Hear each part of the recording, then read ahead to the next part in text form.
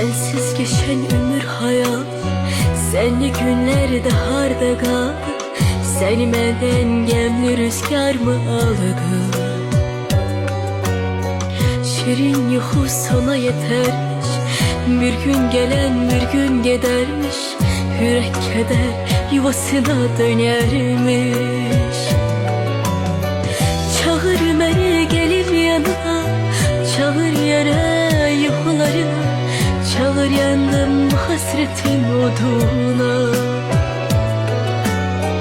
Çağır sensiz ezmek çetindir, sen ömrüm tekçe senindir. Çağır gelim laf bu dünyaya indi. Çağır gelin yanına indi.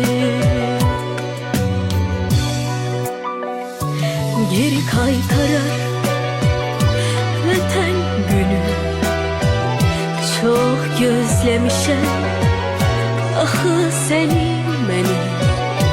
Yine de bakır gözlerime, gizlice yüreğim konu çağırır beni.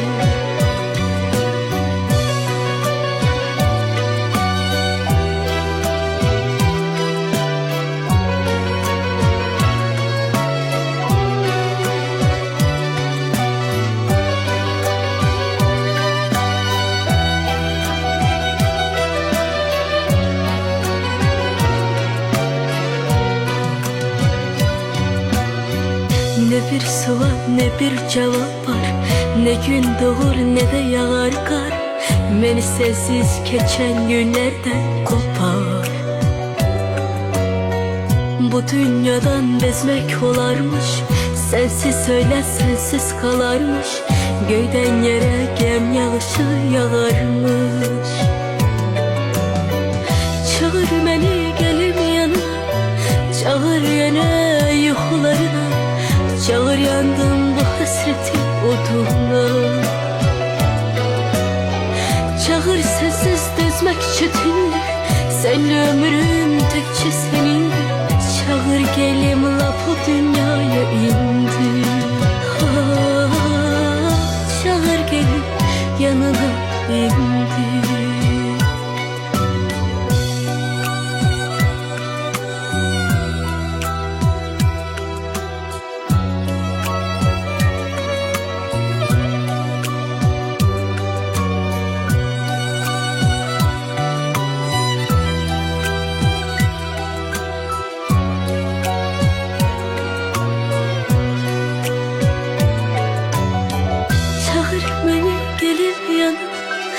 Çağır yine yuhularına, çağır yandım bu hasretin oduna. Çağır sensiz dözmek çetin, sen ömrüm tekçe senin. Çağır gelin lafı dünyaya indi.